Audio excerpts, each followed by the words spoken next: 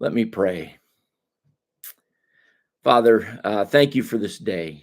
Thank you for these folks who are gathered here to be in your word and to be encouraged by it, to be challenged by it, to open their hearts and their lives to the transforming power of your word in their lives. And so I pray that your spirit would guide us in this process and would teach us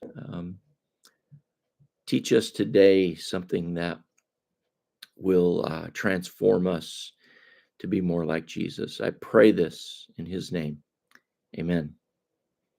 All right. So I said yesterday that what's happening is we're entering into a section in Luke where it's just kind of this general teaching that's kind of loosely tied together with various different kind of typical Luke vague references of time and places. And so Jesus goes from this sign, the sign of Jonah, and really talking about in some ways kind of focusing on what's inside with the casting out of the demon, then talking about the unclean spirit and kind of what's inside. And in that, in the terms of the context, that kind of ties this together as we get to verse 33, because he's going to talk about what's happening inside. And again, many of these things are we find in other gospels, a little bit different way of saying it.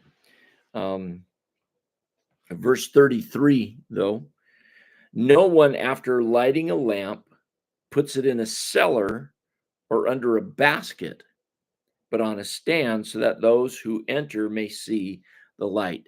Jesus is basically just stating just a well-known fact, and that well-known fact being you light a light for a purpose.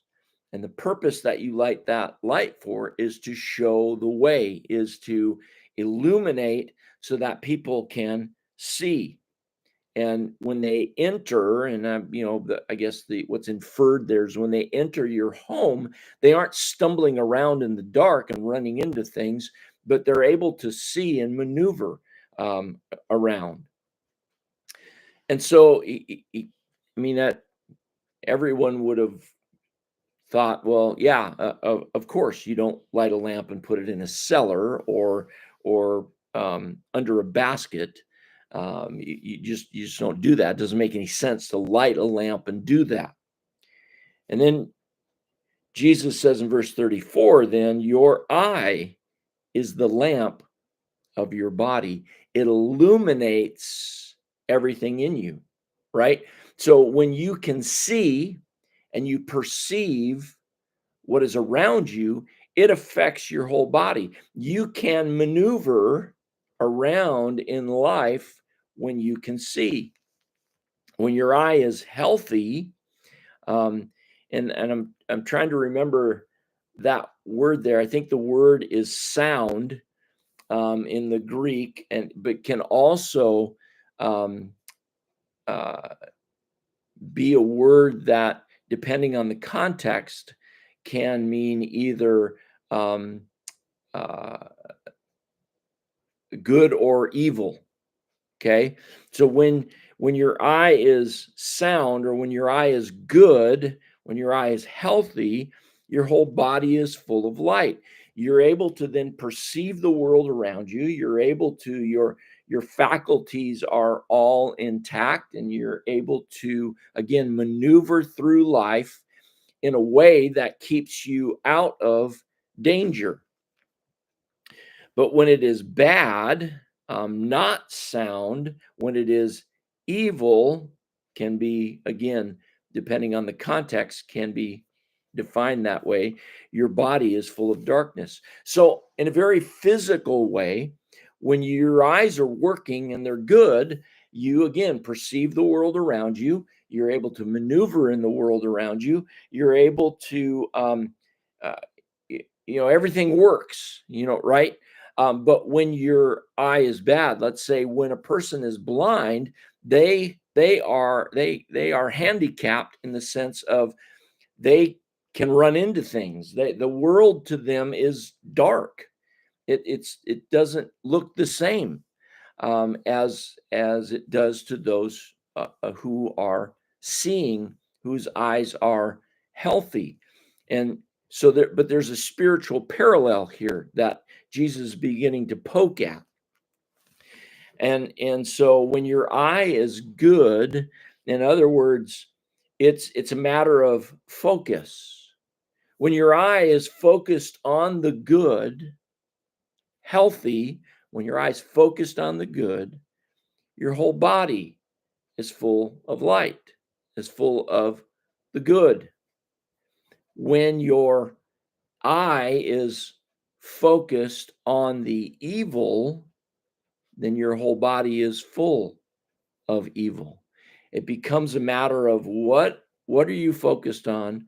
Where is your where are your sights set, if I can use Jesus' analogy here? He says, therefore, be careful lest the light in you be darkness. Be careful lest you're focused on the wrong thing. And the very thing that you think is light is actually darkness. And that's the evil. If then your whole body is full of light, focused on the good, having no part dark, it will be wholly bright. You're going to be an example. You're going to be a witness. Jesus in the Sermon on the Mount talked about you are a light, a city on a hill that cannot be hidden. I mean, that's similar teaching here. And again, it doesn't mean that this is the exact same thing from Luke's perspective. Jesus probably taught on light and used this illustration many times in his teaching, as we talked about the other day. You're going to be that city on a hill if your whole body is full of light and you have no part is dark. As when a lamp with its rays gives you light. You're going to be directed, you're going to be living by the light, so to speak, or the good. Light is often synonymous with good or truth, life. Jesus is the light of the world. So all of that comes into play here. Now, while Jesus was speaking, probably more accurately stated from the Greek, when Jesus finished speaking, a Pharisee asked him to dine with him. And that word dine, again, is not dine, more like have lunch, not to recline at table and dine in such a way that we talked about the other day when you invited someone in and you showed hospitality to them and you invited them into your home, they sat down with you, you reclined at table. That was very symbolic of acceptance and friendship and relationship. It was an intimate setting. This setting, not as much. Okay, so it's like, hey, let's have lunch, and probably there were probably many Pharisees who were intrigued by Jesus' teaching and kind of wanted to hear more. And because they were Pharisees, felt like they could monopolize his time and say, hey, you're going to come with me and have lunch. I want to have some one-on-one time. Well, this Pharisee didn't know what he was in for.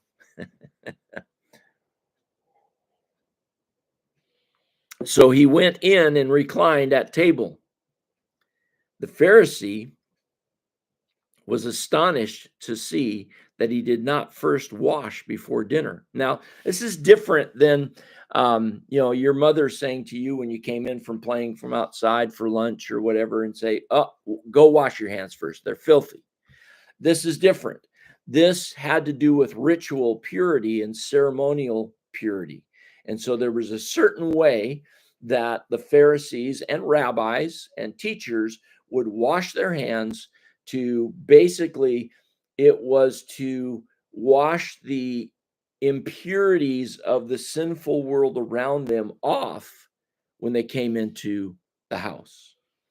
And that's what this Pharisee notes that Jesus didn't do. So he was thinking, well, if Jesus is really a rabbi, he's going to follow these ceremonial laws that we have, but Jesus does not do that, and he's a bit taken back. Now, we don't know that he said anything to Jesus or whatever. It almost appears as though Jesus is kind of, again, reading his thoughts. And the Lord said to him, "Now you Pharisees cleanse the outside of the cup and of the dish, but inside you are full of greed and wickedness." What Jesus is saying here, again, he's using another analogy or metaphor, I guess. I forget which is which, but anyway, he's using another one of those things to teach a spiritual principle and saying about these Pharisees, that they're more concerned with outward appearance than they are with an inward reality. And that's what Jesus is poking at here. And maybe not even so much poking. He's really going right to the point. He's saying you focus so much on outward appearance and what you look like and what appears to be true, but inside you were full of greed and wickedness. There's no change, no internal change in you. He says, "You fools." I mean, he goes right at them. He doesn't pull any punches. "Did not he who made the outside make the inside also?" If you're so concerned about the outside appearance, God made the outside appearance. God made the inside as well. "But give as alms those things that are within."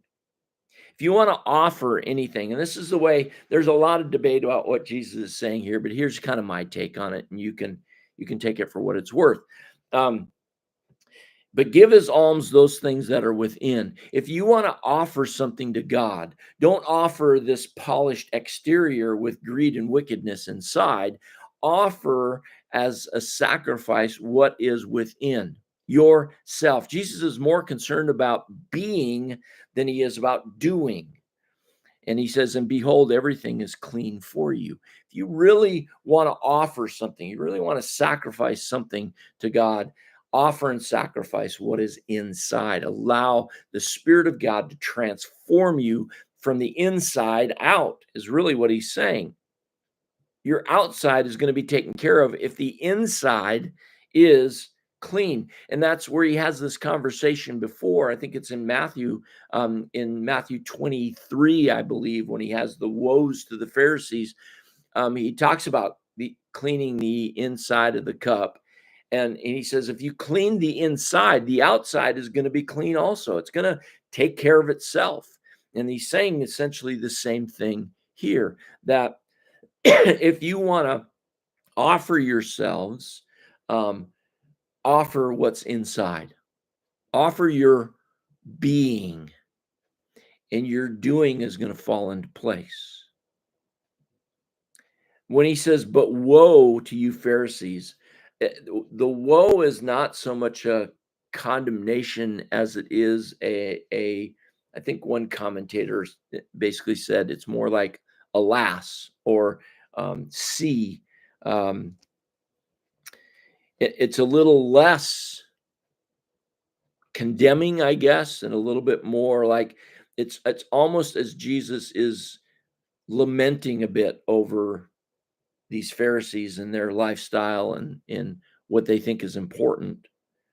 But woe to you, Pharisees, for you tithe mint and rue and every herb, and neglect justice and the love of God. They were very meticulous about the tithing of mint and rue and herbs, like down to the stock. They were very meticulous about this. They were so meticulous about these types of things that Jesus says they neglect justice and the love of God. In other words, they forget. They're so meticulous about the details of the law that they were following that it became duty for them and not done out of response to God's love, a loving response to God's love. That the law was set up in that way to be a loving response to the reality of God's love, but it became this duty, this checklist that deterred them or took them away from even thinking about the love of God, and it became all about their performance. And Jesus is calling that out. He says, these you ought to have done. So he says, your tithing of these things is a good thing.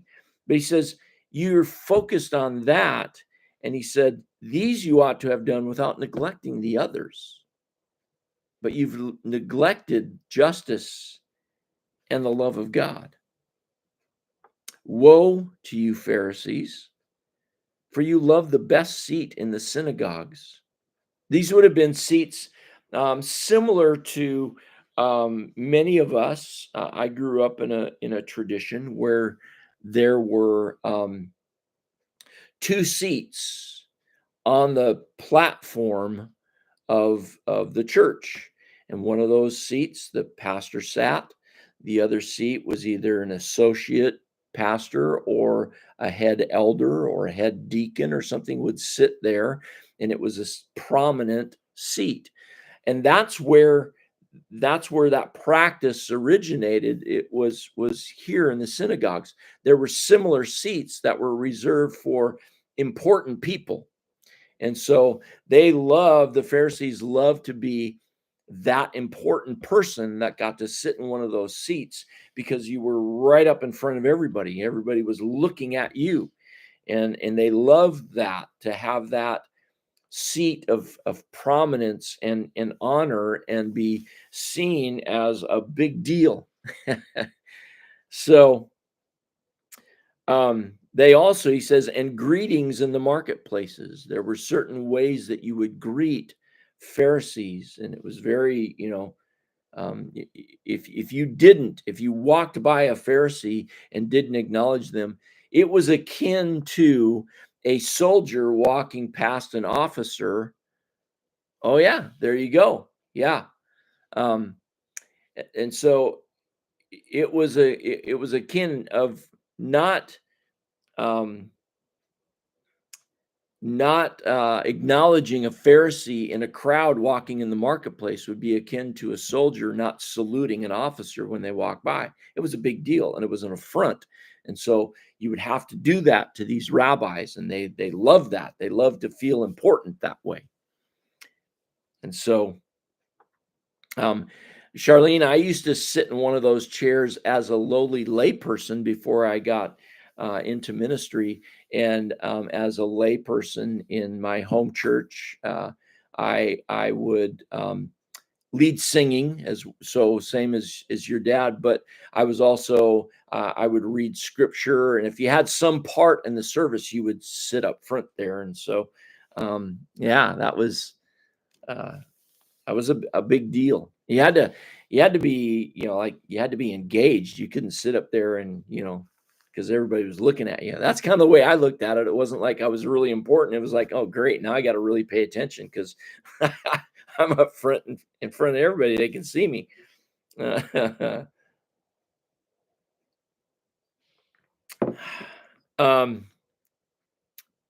Verse 44. But woe to you, for you are like unmarked graves, and people walk over them without knowing it.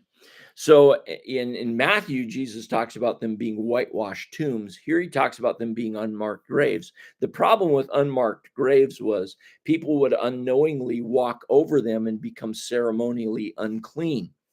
And what Jesus seems to be saying here about these Pharisees is they are basically making the people who are following them unclean or unfit because they are like unmarked graves. People walk over them without knowing it, and they're not leading people in a direction that is good. It is positive. They're actually leading them in a way that is not good. One of the lawyers, verse 45, and we talked about these lawyers, they were scribes, not lawyers in the sense that we think of lawyers today, but they were experts in the Mosaic law, experts in the Torah. All right. And so one of the lawyers answered him, "Teacher, in saying these things, you insult us also." Because they were all about the ones that were kind of laying down the law, so to speak, to direct the actions of not only the Pharisees, but everyone. And Jesus, not wanting them to feel left out, and he said, "Woe to you lawyers also, for you load people with burdens hard to bear, and you yourselves do not touch the burdens with one of your fingers." In other words, you heap regulations onto people that you don't even follow yourself. What was classic about these lawyers was they had all kinds of, 613, I think it was 613 laws that they had pulled out of the out of the Torah, and basically burdened people with these 613 laws, but they found all kinds of loopholes so that they didn't have to do it. They didn't have to follow them themselves. I read where this is right out of the Mishnah, where they talked about what you could carry on the Sabbath, all right, before it became work. You couldn't carry anything with your right hand or your left hand, but you could carry something on the back of your hand. You could carry something in the hem of your your cloak. You could tie something to your foot. You could carry something in your ear. There were all kinds of ridiculous things that were basically workarounds in order for them to be able to do what they wanted to do when they wanted to do it, whether it was Sabbath or not. But for the people, they would basically say, you can't do this, can't do that. And it became this oppressive, burdensome religion that they were all about making others do, but they themselves were like, well, we don't have to do that. We got these workarounds because we're the lawyers. Woe to you, for you build tombs of the prophets whom your fathers killed. So you are witnesses, and you consent to the deeds of your fathers, for they killed them, and you build their tombs. Therefore, also the wisdom. Wait, no, I'll stop right there. What Jesus seems to be saying here is he's saying when you decorate and build these tombs, and I've been to Zion, the city of David, which is right next to Jerusalem, right there, and I've seen the tomb of David, which is very well kept up. It's very beautiful. It's all built and beautiful and everything. And that's what they do with these various different tombs.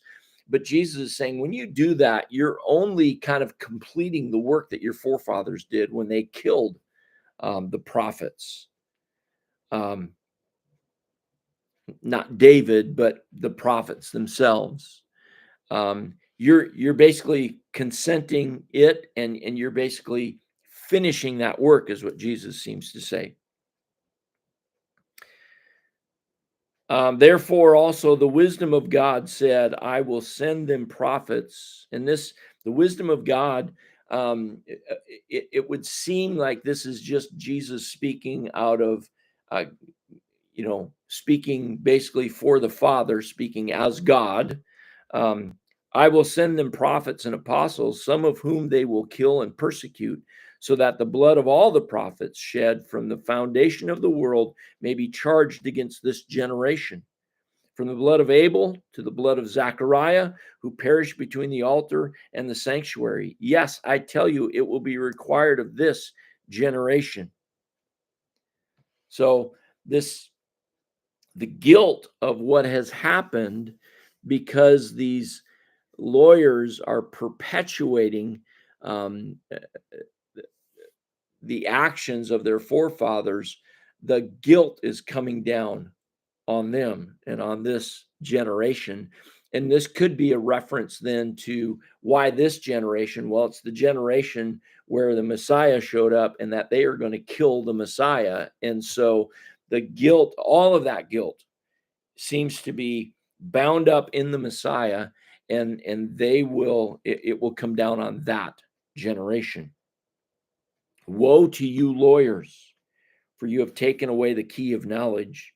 You do not enter yourselves, and you hindered those who were entering.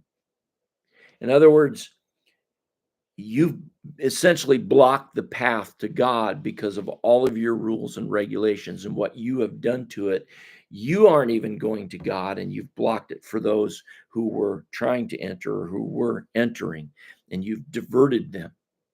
And so you've led them astray.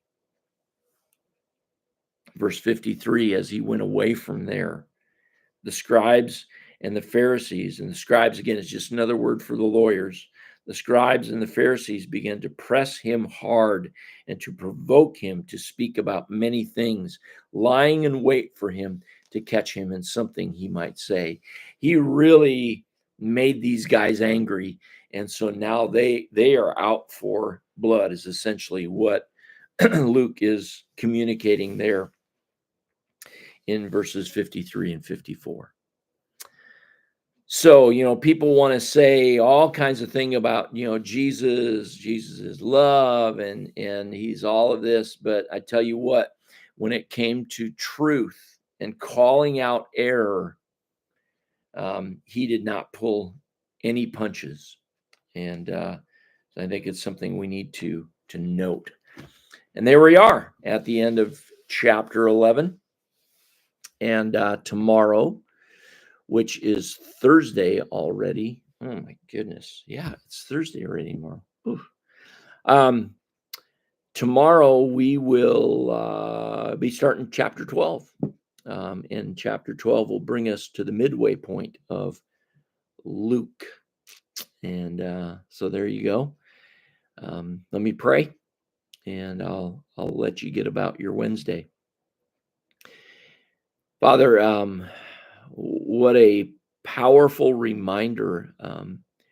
And I am reminded in my own life that I can easily turn what should be a response to your grace and love in my actions. I can easily turn that into a duty, and I forget that it is in response to your love. And I think somehow I'm performing and earning something, trying to earn something from you. And God, keep us from that.